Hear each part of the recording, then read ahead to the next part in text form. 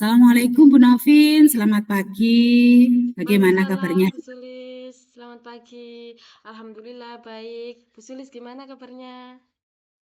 Alhamdulillah juga baik Bu Novin. Ya, seperti akhir-akhir ini ya cuaca panas. Semoga kita semuanya selalu sehat dan bisa semangat dalam mendidik anak-anak di sekolah. Iya, Bu. Amin. Oh iya, ngomong-ngomong kemarin Bu Novin cerita kepada saya katanya pengen sedikit berkomunikasi dengan saya. Apakah seperti itu, Bu? Iya, Bu Sulis. Sebelumnya memang saya sangat ingin berdiskusi dan berkomunikasi dengan Ibu mengenai permasalahan yang saya hadapi. Sebelumnya saya mengucapkan terima kasih banyak loh karena Bu Sulis sudah meluangkan waktunya untuk saya. Ya, sama-sama Bu. Eh, saya juga terima kasih karena Bu Novin sudah percaya dengan saya dan mau berbagi cerita permasalahan yang panjenengan hadapi dan mungkin ada yang bisa saya bantu terkait apa yang sedang Bu Novin hadapi saat ini. Iya Bu, terima kasih atas waktunya. Saya minta Ibu sebagai rekan kerja saya bisa membantu saya untuk mengatasi masalah yang saya hadapi dengan solusi yang terbaik. Ya, insya Allah kita sama-sama ya Bu ya, kita akan mencari solusi yang sedang panjenengan hadapi. Semoga saja saya bisa memberikan atau saya bisa membantu mencarikan solusi yang terbaik. Mungkin Bu Novin bisa menceritakan kira-kira apa yang Bu Novin rasakan dari permasalahan yang Bu Novin hadapi saat ini. Saya tuh merasa agak kecewa dengan murid saya, Bu, sebenarnya, Bu. Kecewa? Iya, Bu, saya merasa kecewa banget. Ya, jadi gini Bu ya, kemarin tuh saya melakukan asesmen formatif kepada murid saya kelas 11. Saya kan mengajar, materi atau mata pelajaran kimia. Nah, setelah saya mengoreksi hasil asesmen formatif tersebut Bu, nilainya murid saya itu 50 sampai 60% di bawah KKM Bu, seperti itu. Jadi saya tuh agak kecewa, apa sih yang terjadi dengan pembelajaran saya kok bisa anak-anak atau murid-murid saya itu nilainya di bawah KKM kebanyakan seperti itu, Bu. Oh, itu yang membuat Bu Novin kecewa. Iya. Kalau boleh tahu, seperti apa sih proses pembelajaran yang Bu Novin lakukan di kelas kok sampai membuat Bu Novin kecewa dengan hasil anak-anak? Iya Bu, jadi proses pembelajaran yang saya lakukan menggunakan pembelajaran problem based learning dengan pembelajaran kooperatif seperti itu ya Bu ya. Kemudian siswa mendiskusikan LKPD-nya secara berkelompok, lalu berpresentasi seperti halnya model pembelajaran kooperatif. Kemudian mendiskusikan hasil kerja kelompoknya, lalu berpresentasi dengan kelompoknya, tanya jawab dengan kelompoknya. Lah namun saat saya memberikan tes formatif, siswa itu nilainya di bawah rata-rata atau di bawah KKM seperti itu, Bu. Oh, begitu ya, Bu. Berkaitan dengan masalah tersebut, apa yang bisa panjenengan lakukan, Bu, untuk mengatasi permasalahan tersebut? Jadi setelah asesmen Bu, biasanya saya meminta siswa yang nilainya rendah tersebut mempelajari ulang materi dan menanyakan bagian-bagian mana sih yang masih belum dipahami. Kemudian lalu saya menjelaskan kembali mana yang belum paham. Seperti itu, Bu. Ya. Setelah Bu Novin melakukan hal tersebut, bagaimana respon anak-anak terhadap solusi yang Ibu lakukan? Apakah Ibu menemukan hambatan-hambatan dalam mengatasinya? Jadi beberapa siswa itu Bu mengikuti arahan dari saya untuk mempelajari ulang materinya. Namun masih banyak atau beberapa siswa itu sulit mengoneksikan pemahaman konsep yang satu dengan konsep yang lain seperti itu Bu. Berarti sudah ada siswa ya Bu ya yang mulai mencoba memperbaiki kekurangannya dengan mempelajari materi-materi yang sudah diajarkan. Namun terkendala dengan menghubungkan konsep materi tersebut ya Bu ya. Iya. Kira-kira apa yang menyebabkan mereka itu kesulitan menghubungkan konsep yang satu dengan konsep yang lain, Bu Novin? Nah, jadi menurut saya, Bu, kemungkinan karena siswa tersebut masih kurang dalam memahami konsep dasar. Nah, konsep dasarnya materi sebelumnya itu juga masih kurang. Terus kemudian gaya belajar murid juga. Seperti itu, Bu. Kemudian apa yang Bu Novin lakukan untuk memastikan bahwa murid-murid tersebut memang masih kurang memahami konsep dasarnya dan juga permasalahannya dipengaruhi oleh gaya belajarnya mungkin? Iya, Bu. Jadi saya melihat dari hasil jawaban Bu yang saya analisis, sebagian besar murid tersebut salah dalam menggunakan konsep dasar, sehingga jawaban mereka itu mengarah pada tidak ada hubungannya antara konsep yang satu dengan konsep yang lainnya. Hubungannya itu kurang tepat gitu, Bu. Hubungan antara konsep yang satu dengan konsep yang lainnya. Lalu bagaimana dengan faktor belajar mereka, Bu? Jadi saya melihat kecenderungan siswa yang nilainya tadi di bawah KKM tadi Bu, itu adalah siswa yang suka menggambar. Siswa yang suka menggambar diagram atau bagan lain seperti mind mapping dan lain sebagainya. Baiklah. Saya tertarik sekali dengan penjelasannya Bu Novin mengenai konsep dasar dan kecenderungan murid yang suka menggambar gitu, nggih. Kemudian solusi apa yang Bu Novin tawarkan atau solusi apa yang mungkin Bu Novin pikirkan untuk membantu siswa-siswa tersebut dalam mengatasi masalah yang sedang mereka hadapi, Bu? Iya, Bu, karena siswa saya sepertinya kan masih belum menguasai konsep dasar, jadi saya itu memberikan bantuan pembelajaran dengan scaffolding. Artinya, siswa saya bedakan atau runtutkan dari mana yang mengetahui konsep dasar dan memahami sedikit dan masih belum memahami sama sekali. Kemudian saya juga menerapkan tutor sebaya sesama teman, seperti itu, Bu. Betul sekali. Jadi saya sepemahaman dengan Bu Novin. Saya senang sekali dengan apa yang sudah Bu Novin lakukan. Karena menurut saya juga scaffolding, kemudian tutor sebaya, itu sangat membantu siswa Bu untuk meningkatkan pemahamannya. Terutama menguasai konsep dasar ya. Jadi menghubungkan antara satu konsep dengan konsep yang lainnya. Iya, Bu, menurut saya juga begitu sama dengan Bu Sulis. Kemudian, apakah Bu Novin punya gambaran solusi lain ketika semua itu dilaksanakan supaya bisa memaksimalkan kemampuan murid, terutama untuk memahami materinya? Ya Bu, jadi saya mencoba menerapkan pembelajaran dengan menggunakan media mind mapping tersebut Bu, agar siswa dapat lebih mudah memahami keterkaitan antara materi atau konsep yang satu dengan konsep yang lainnya. Ya, ya, ya, ya. Saya juga paham ya. Jadi itu mungkin yang saya maksudkan juga, jadi Bu Novin juga perlu menyesuaikan jadi pembelajaran dengan gaya belajar anak-anak supaya apa?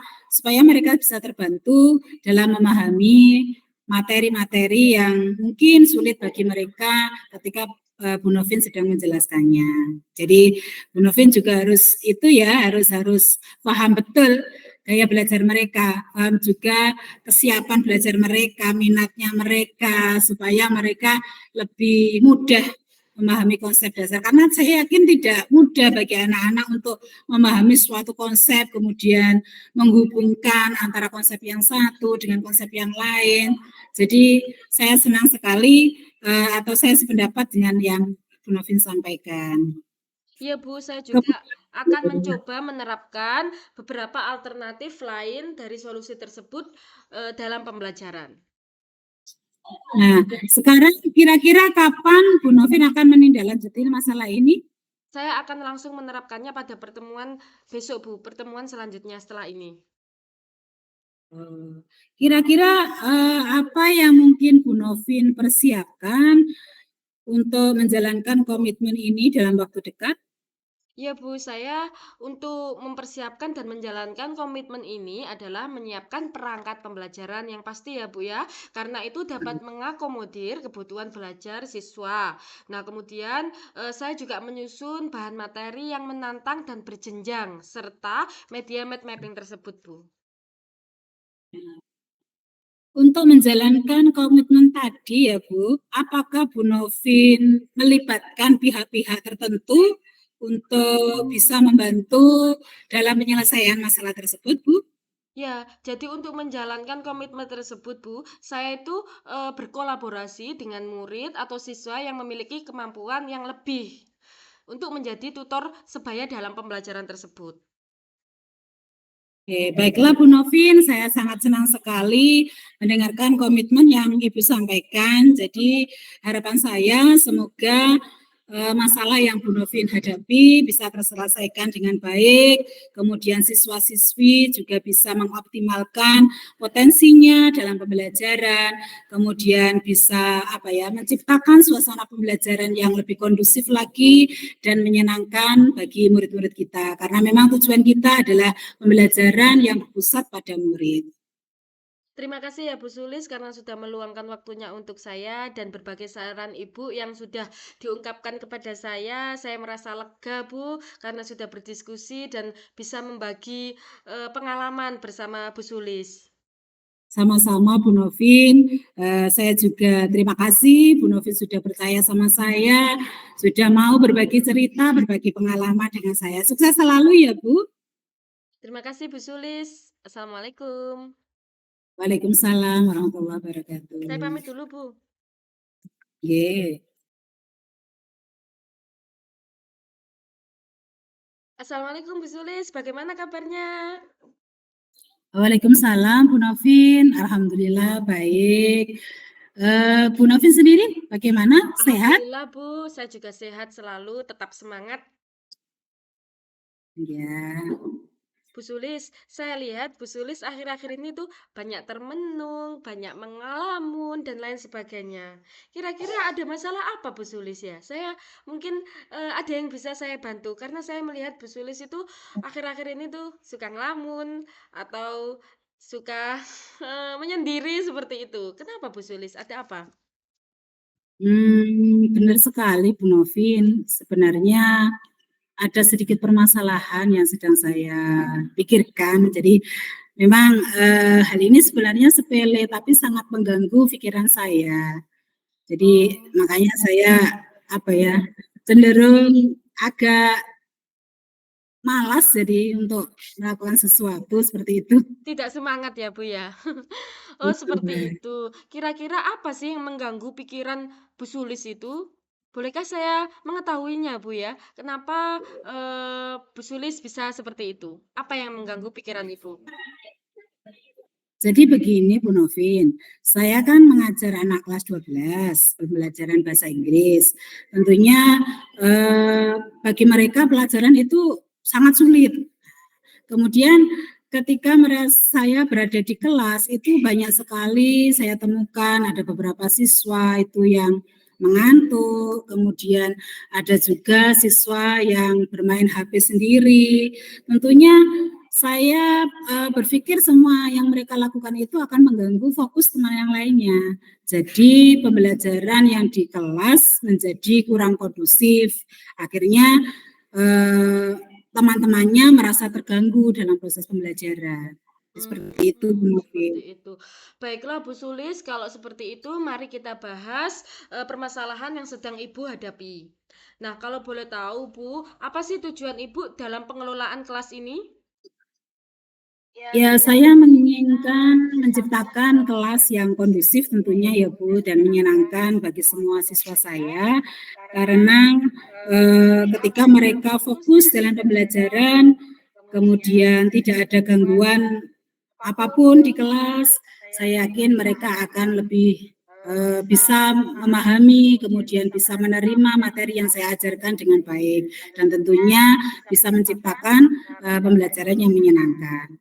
Nah, bagus sekali Bu Sulis. Nah, sekarang bisakah Ibu jelaskan lebih detailnya situasi yang Ibu hadapi? Nah, seperti berapa banyak siswa yang mengantuk atau apakah ada siswa yang bermain HP? Kemudian saat bermain HP itu apa yang mereka lakukan atau bagaimana, Bu? Mungkin bisa dijelaskan lebih detailnya. Nggih, begini Bu Novin ya, menurut pengamatan saya nggih pada saat proses pembelajaran itu berlangsung, itu masih saya temukan ada 1 sampai 2 anak itu mengantuk. Kemudian ada juga yang beberapa anak ya kira-kira 3 sampai 4 anak itu bermain HP. Mereka biasanya bermain HP dengan apa ya? Bermain game, tentunya Mobile Legends dan sebagainya, kemudian nonton video, bahkan ada yang sempat chatting sama teman sekelasnya, seperti itu Bu. Wah, iya iya iya iya iya. Bu Suli sendiri apakah sudah mencoba beberapa cara untuk mengatasi hal ini, Bu? Saya sudah melakukan pendekatan ya Bu terhadap mereka, terutama yang anak-anak yang mengantuk. Kemudian saya mencoba juga menegur mereka yang bermain HP sendiri. Namun itu semua belum efektif saya rasa. Karena ketika saya mencoba memberikan tambahan kegiatan kepada mereka supaya mereka tidak melakukan aktivitas selain pembelajaran, itu pun saya merasakan masih belum sepenuhnya berhasil. Jadi saya merasa apa yang saya lakukan saat ini masih belum maksimal seperti itu, Bu Oh iya Novin. iya. Kalau menurut Ibu sendiri, yang menjadi penyebab utama mereka mengantuk di kelas dan bermain HP sendiri itu kira-kira apa, Bu? Kemungkinan ya, kemungkinan ketika mereka melakukan pembelajaran di kelas itu materi yang saya ajarkan mungkin kurang menarik bagi mereka. Kemudian metode pembelajaran saya yang terlalu monoton, tidak interaktif dengan anak-anak. Jadi mereka merasa apa ya? Merasa bosan. Ya. Akhirnya mereka karena tidak ada tantangan bagi mereka, topik-topiknya kurang menarik. Jadi mereka melampiaskan semua itu dengan kegiatan yang lainnya. Jadi bermain HP sendiri, bahkan karena mungkin pembelajaran saya yang terlalu monoton, jadi anak-anak ada beberapa anak yang mengantuk dan sebagainya. Iya iya iya. Itu bisa jadi terjadi nggih, Bu, bisa saja terjadi nggih, Bu, nggih. Selain itu, apakah Bu Suli sudah memikirkan faktor lain yang mempengaruhi itu? Apakah anak itu kurang istirahat sehingga anak itu mengantuk? Kemudian ataukah ada yang pola makan tidak sehat? Kemudian atau dengan masalah pribadi dengan temannya atau dengan siapa? Seperti itu, Bu. Apakah sudah terfikirkan seperti itu? Saya kok belum kepikiran ke sana ya Bu Novin ya. Ada kemungkinan apa yang panjenengan katakan itu benar ya Bu ya. Jadi saya melihat selama ini ada beberapa siswa yang kurang tidur karena begadang, kemudian bermain game pada saat apa ya di malam hari tanpa batas waktu, tanpa harus mengetahui bahwa mereka besok harus belajar. Kemudian mereka bermain HP sendiri dan sebagainya. Ya, saya kok enggak berpikir ke arah sana ya Bu Novin ya. Baiklah Bu Sulis, itu penting sekali untuk memahami akar permasalahannya, agar kita bisa menemukan solusi yang tepat sasaran, seperti itu Bu, permasalahan ini. Jadi begini Bu Novin, saya ingin mencoba berbagai strategi bagaimana supaya pembelajaran di kelas saya menjadi kondusif kembali. Yang pertama, saya akan mencoba menggunakan metode pembelajaran yang bervariasi. Jadi saya yakin dengan metode pembelajaran yang interaktif, kemudian dengan variasi yang disesuaikan dengan topik yang menarik bagi murid, murid-murid saya akan menjadi lebih apa ya, lebih tertantang. Kemudian saya juga akan membantu mereka berkelompok belajar, kemudian mencoba untuk apa ya, menggali stimulus mereka. Dengan cara ice breaking mungkin saya bisa lakukan karena saya yakin ketika pembelajaran saya secara monoton mereka pasti akan merasa bosan dan malas. Jadi saya gunakan ice breaking untuk merangsang stimulus untuk merangsang mereka supaya lebih fresh kembali. Kemudian saya juga akan mengingatkan kepada mereka bahwa kita sebelum pembelajaran sudah membuat kesepakatan kelas.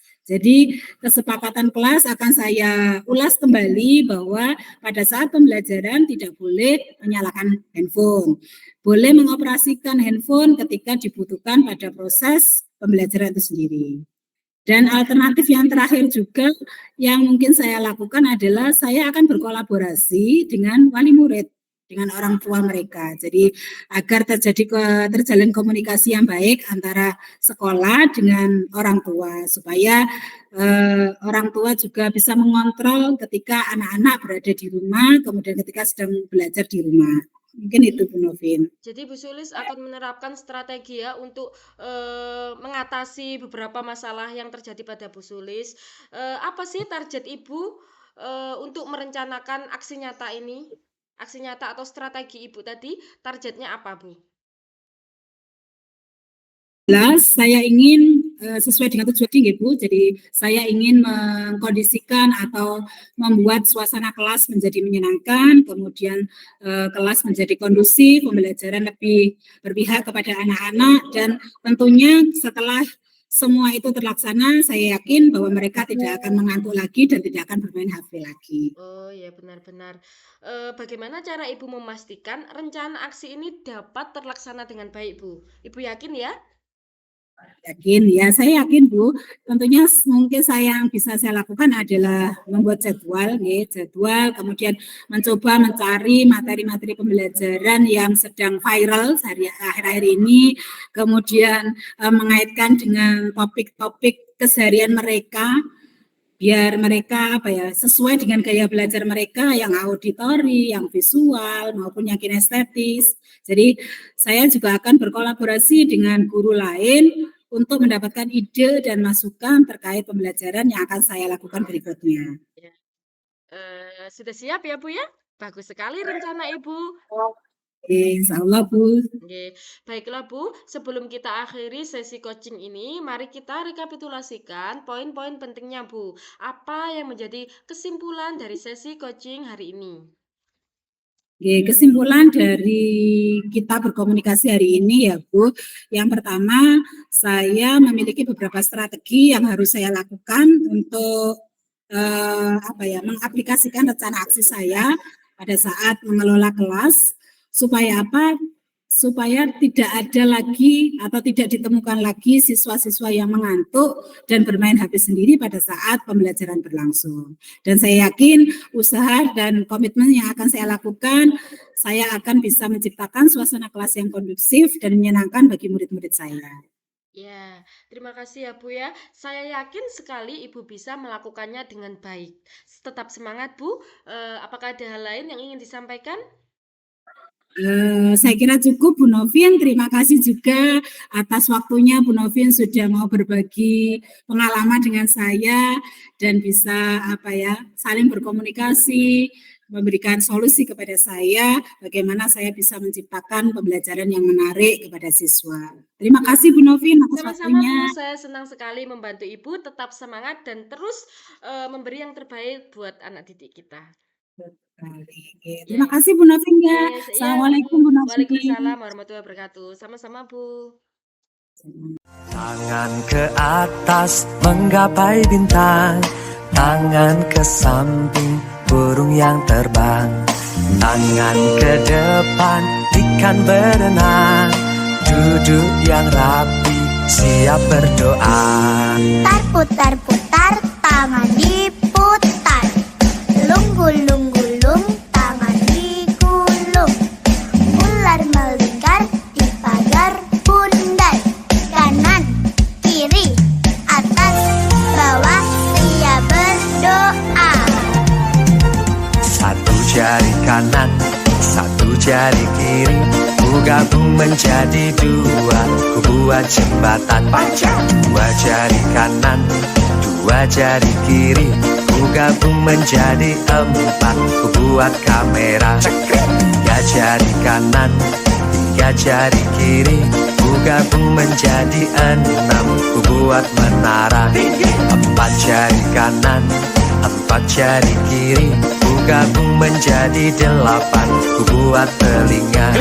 Lima jari kanan.